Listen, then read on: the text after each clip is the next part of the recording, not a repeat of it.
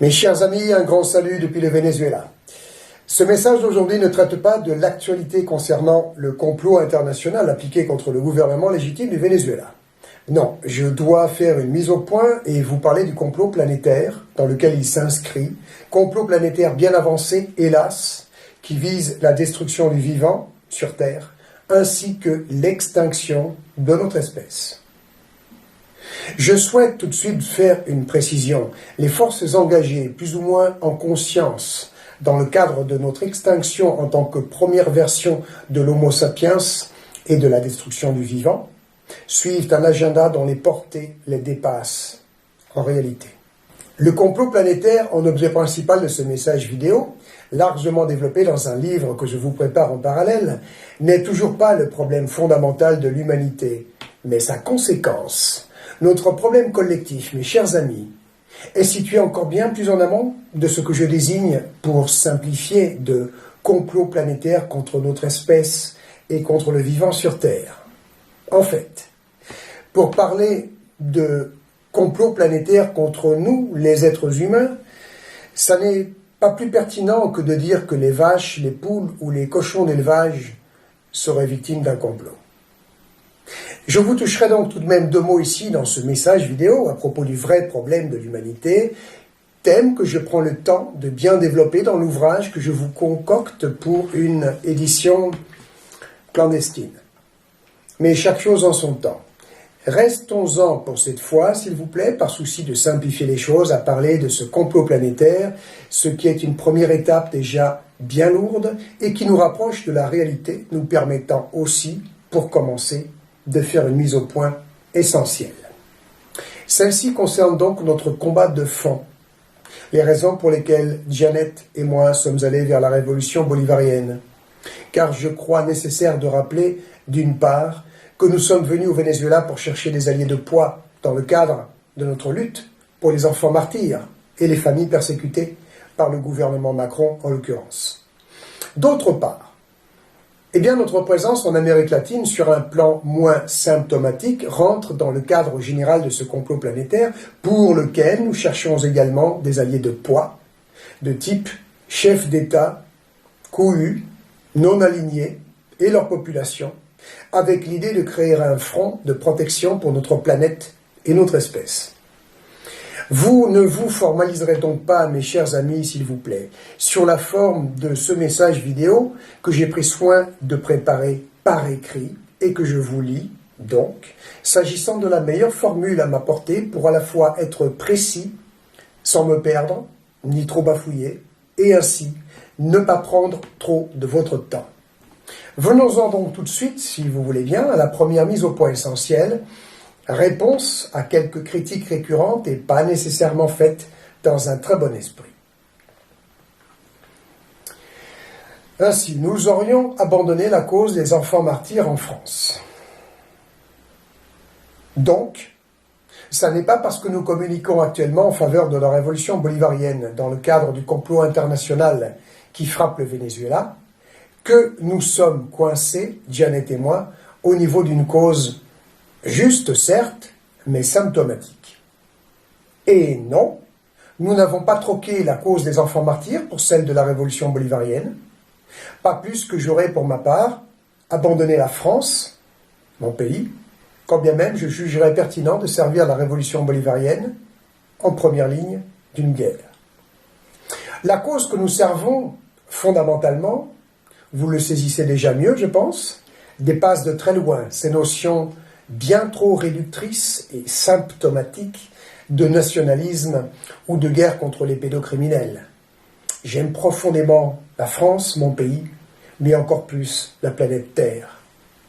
Et je veux qu'il soit bien clair que, bien au contraire, nous nous sommes très vite dégagés, Janet et moi, de la dimension symptomatique relative en l'occurrence au combat contre la pédocriminalité, ce pour mieux combattre ce fléau, en fonction du handicap certain de notre situation et des tenants et aboutissants du dit fléau.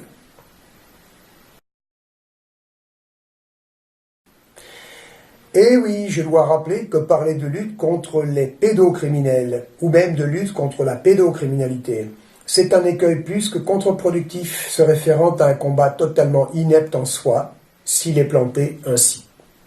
Nous avons payé cher, très cher, pour apporter à la collectivité la démonstration que si la pédocriminalité est si préoccupante, c'est essentiellement parce qu'elle est protégée d'une façon écrasante, ainsi que tous les sous-réseaux d'enlèvement d'enfants et de prostitution infantile qui gangrènent la société, avec les sous-réseaux résolument sataniques. Effectivement, nous avons été directement confrontés dans nos enquêtes et expériences difficiles au poids des sociétés secrètes, comme la franc-maçonnerie ou la Rose-Croix. Nous avons constaté ainsi le lien formel existant entre la pratique pédocriminelle et celle du satanisme, s'agissant de deux notions intimement liées, fusionnées, à commencer en fonction des rituels barbares, concernant formellement certains niveaux, hauts niveaux, de ces sociétés secrètes. Car il est capital de bien intégrer le fait que la pratique de crimes sexuels perpétrés sur des enfants et des nourrissons au sein de réseaux constitués est souvent associée à des pratiques sataniques, lesquelles sont synonymes de milliers de disparitions définitives d'enfants, parents, rien que dans notre pays, la France. Outre ces milliers d'enlèvements d'enfants et de nourrissons commis chaque année en France par et pour ces sous-réseaux de l'horreur, une autre dimension du fléau est relative, comme je le développerai largement dans le livre à venir, à des pratiques initiatiques appliquées sur d'autres enfants en bas âge ou très jeunes. Les malheureuses progénitures de monstres appartenant à des sociétés secrètes subissent ces protocoles initiatiques dits MK-Ultra ou assimilés, mais qui remontent en réalité à l'époque babylonienne, qui opèrent la fragmentation de leur esprit par le truchement des séances de viol collectif et de torture organisées dans des orgies sataniques de notables. Ces séances abominables et extrêmement répandues en France visent à préparer les malheureux enfants d'initiés qui constituent une première catégorie de victimes, en tant que futurs relèves de notre pseudo-élite sociétale. Et ces séances nécessitent donc de nombreuses autres victimes, enfants, nouveau-nés, enlevés ou nés sous X de viol, constituant la seconde catégorie de victimes à bien distinguer de la première.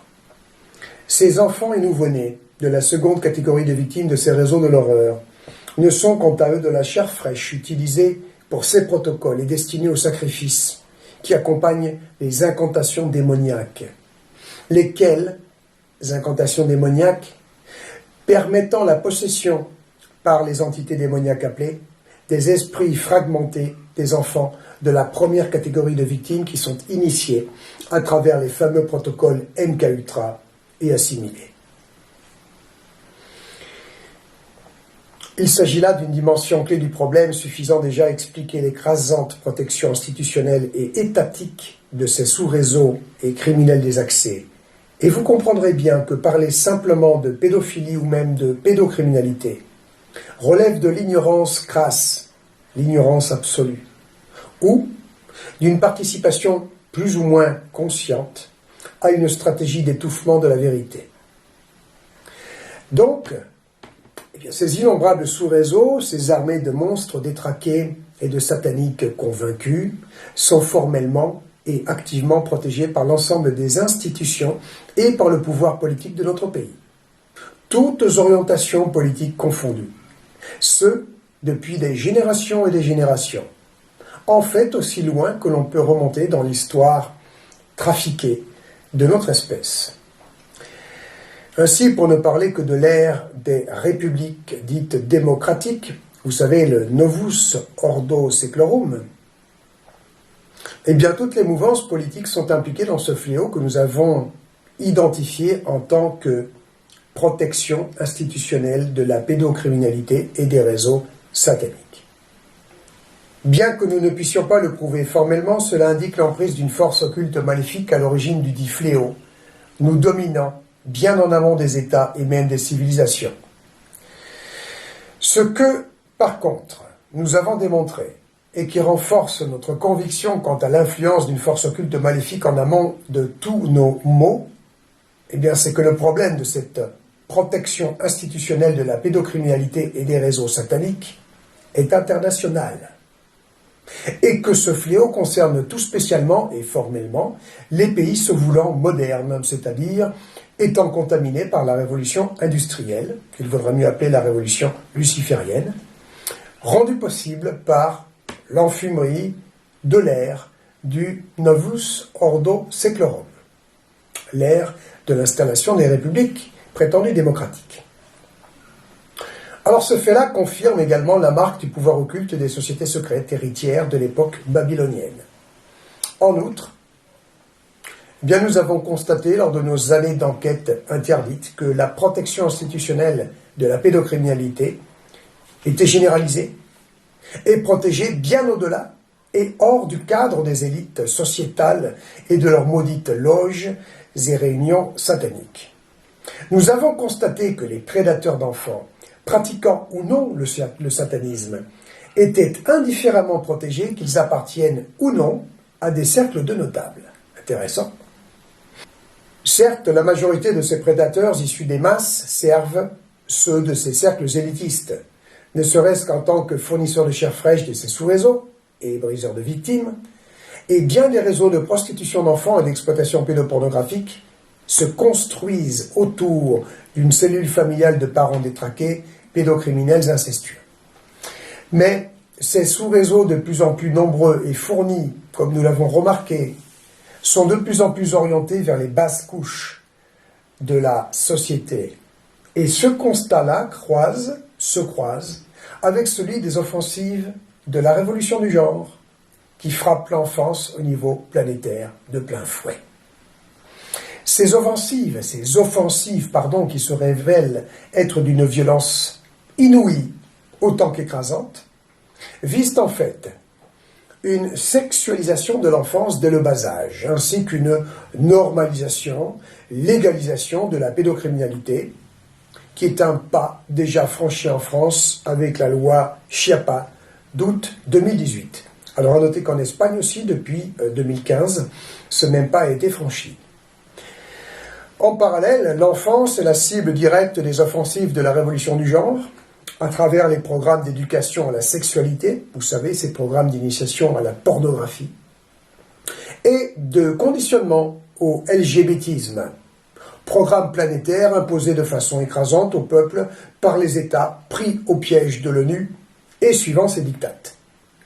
Ces offensives écrasantes et planétaires, de lavage de cerveau aux propagandes LGBTI, instrumentalise à la fois l'explosion démographique artificiellement provoquée de sujets classés LGBTI et la profonde perturbation, la profonde détresse enfouie qui ronge les dits sujets LGBTI, qu'ils soient formellement pédocriminels ou non.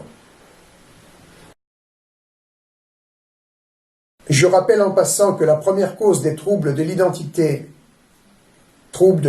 sexuelle, allant jusqu'à la perte de la dite identité sexuelle, accompagnée de profondes perturbations psychologiques, ce qu'est en réalité un sujet LGBTI, est relative à des agressions sexuelles impunies, subies dans l'enfance, en ce qui concerne ces 10 sujets, lesquels ont grandi en développant à la fois une fragmentation de leur esprit pour survivre à cela, et un rejet de leur propre identité sexuelle identifiée par le subconscient comme étant la cause des agressions sexuelles.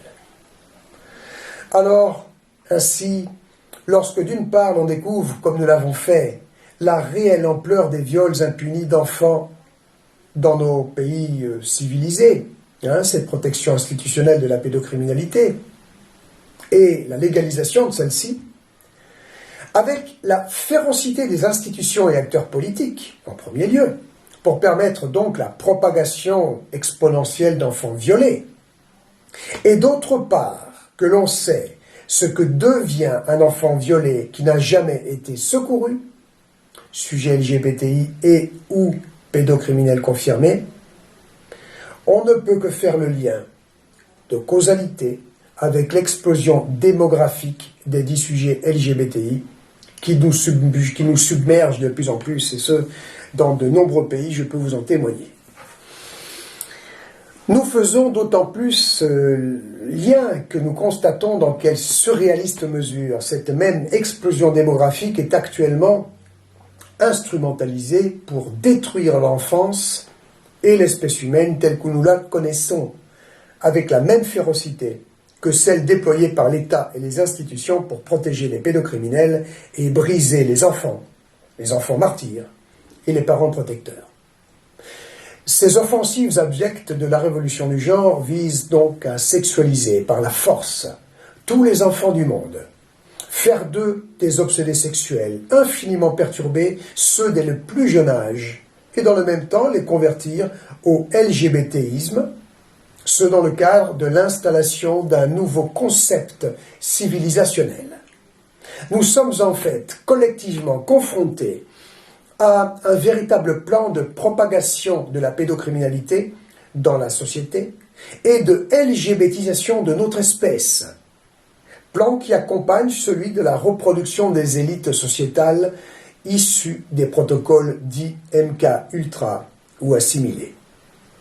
Ceci dit, vous aurez noté que j'ai dit un peu plus haut que la première cause des troubles de l'identité sexuelle, allant jusqu'à la perte de la dite identité sexuelle, accompagnée de profondes perturbations psychologiques, les LGBTI, était due à la protection institutionnelle de la pédocriminalité. Ça, c'est très clair.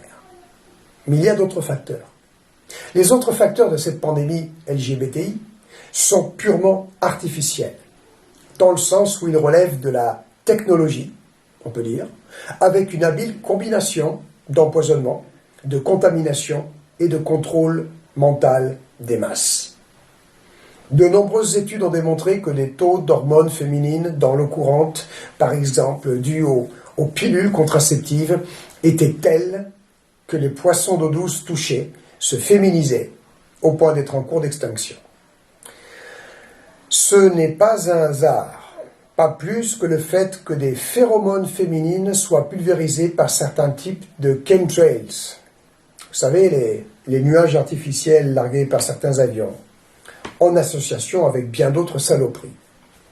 Là encore, nous sommes frappés par la longueur de la liste des offensives insidieuses de la révolution industrielle pour féminiser l'homme artificiellement, dans les domaines du vaccin, des OGM, des additifs alimentaires, de la contamination des eaux, sans parler des messages subliminaux et autres procédés de contrôle de masse, de contrôle mental de masse. En fait, mes chers amis, nous sommes collectivement frappés de 3 offensives combinées.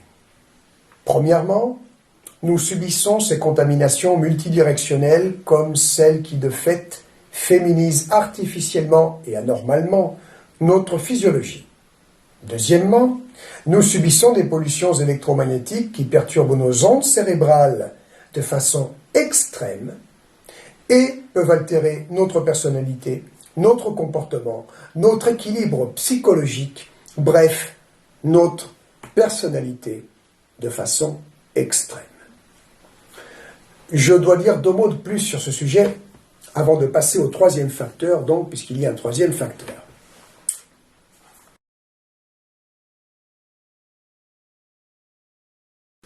Là, nous sommes dans le domaine de l'arme psychotronique développée par la CIA avec le programme MK Ultra, qui a pour effet, par exemple, de faire entendre des voix à n'importe qui, ce qui fait penser à certains que le petit Jésus ou encore quelques membres de la Confédération intergalactique leur parlent en exclusivité. Ces perturbations de nos ondes cérébrales par armes psychotroniques permettent en fait, il faut le savoir, notre possession par des entités, âmes errantes coincées entre les 2 mondes ou entités carrément démoniaques. Le fait que l'on entende des voix, que l'on se sente poussé même à leur obéir, vous savez, ces carnages inexpliqués faits par des soi-disant prédateurs isolés qui pètent les plombs à un moment donné, on se sent donc, je disais, poussé à leur obéir, quelquefois sans se rappeler ce que l'on a fait. Je reviendrai un petit peu plus loin sur ce thème qui est important.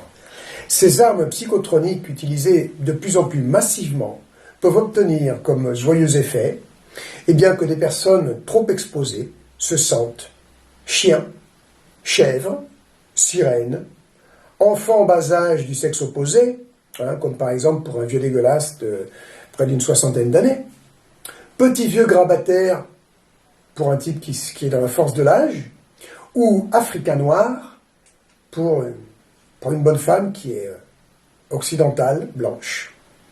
Personnages de bande dessinée ou reptiliens, sachant que nous en sommes déjà rendus à quelques 120 genres distincts, reconnus par la société moderne et libérée au titre donc de cette fameuse révolution du genre et des droits des LGBTI.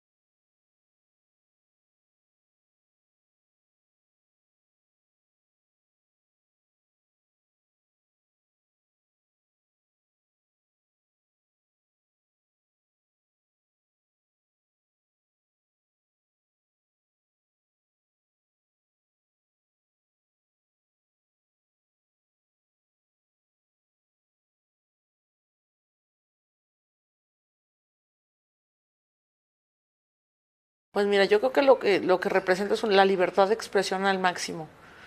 La libertad de la mujer hoy en día, ¿me entiendes? Más allá de los tatuajes, o sea, represento eso simplemente.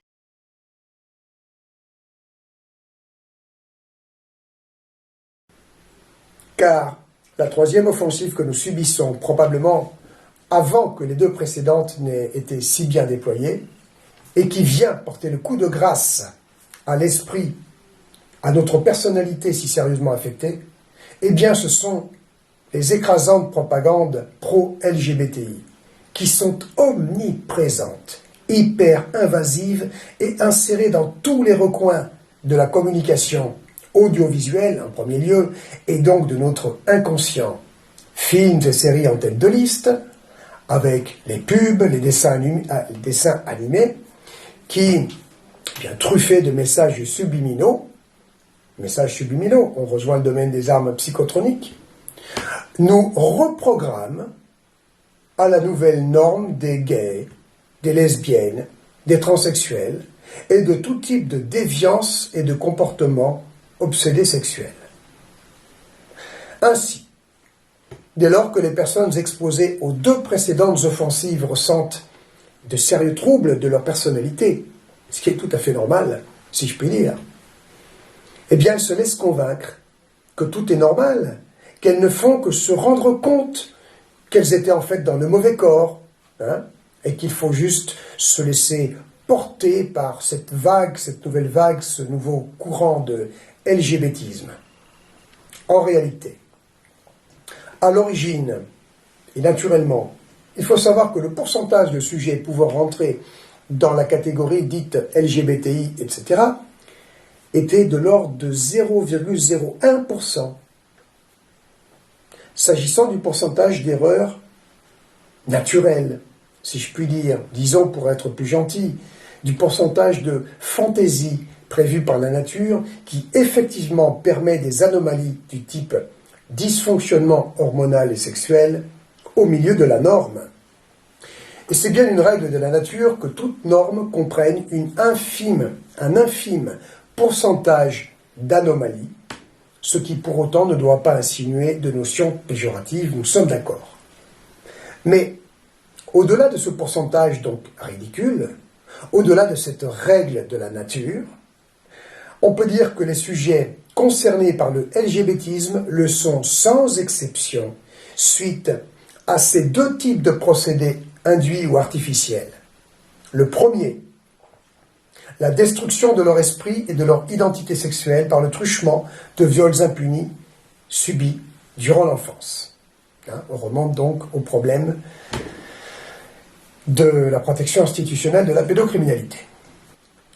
Cette pratique, existant depuis la nuit des temps dans toutes les civilisations qui se sont succédées, forcément, les premières études et statistiques qui ont été faites sur le pourcentage d'homosexuels dans les populations, pour ne parler que de cela, étaient bien au-delà de ce que la nature prévoyait. Maintenant, le second procédé artificiel de pandémie LGBTisme, c'est cette offensive trilatérale et planétaire que je viens de décrire et qui, hélas, semble imparable. Il faudrait, pour pouvoir se protéger de ça, se soustraire radicalement aux sources de contamination multiples, essentiellement celles des ondes électromagnétiques et des chemtrails, ainsi qu'à toute technologie qui diffuse de l'audiovisuel. Télévision, Internet, Wi-Fi, etc. Autrement dit, ah oui, et puis les smartphones, je ne vous en parle pas. Autrement dit, il faudrait fuir le plus loin possible des zones peuplées, se couper de tout, et puis scruter le ciel, pour s'assurer que l'on n'est pas, malgré tout, contaminé par les chemtrails en pleine forêt amazonienne. Bon, je ne suis pas encore allé voir, et j'espère que ce n'est pas le cas là-bas. Mais bien qu'il existe des procédés naturels pour se protéger plus ou moins, et même se soigner, personne ne résistera face à la pandémie. Il faut bien comprendre ça. Il faut bien comprendre que notre seule issue est dans la résistance. En conclusion, le vrai problème, la vraie menace pour nos enfants et les autres, bien au-delà du fait que des pédophiles bénéficieraient d'impunité, réside en une offensive globale et multidirectionnelle de pédocriminalisation et LGBTisation, révolution du genre, non seulement de notre société française, mais de la population mondiale, appliquée suivant l'agenda des promoteurs du nouvel ordre mondial par leurs larbins, leurs marionnettes malfaisantes, contrôlant toutes les institutions. Des larbins de l'acabit de Macron, hautement malfaisants et puissamment programmés, puisque, comme tout bon pédocriminel ou sataniste convaincu, eh bien ils sont, pour la grande majorité d'entre eux, issus de ces protocoles maudits d'initiation dont je vous ai parlé plus haut, qui les formatent dès le bas âge dans ces séances occultes de sociétés secrètes où leurs propres géniteurs les traînent pour qu'ils y subissent les tortures et les viols collectifs prévus aux 10 programmes de préparation des futures élites sociétales. Venons-en à la question suivante. Quelle explication a un tel agenda mondial de LGBTisation et pédocriminalisation de notre espèce ?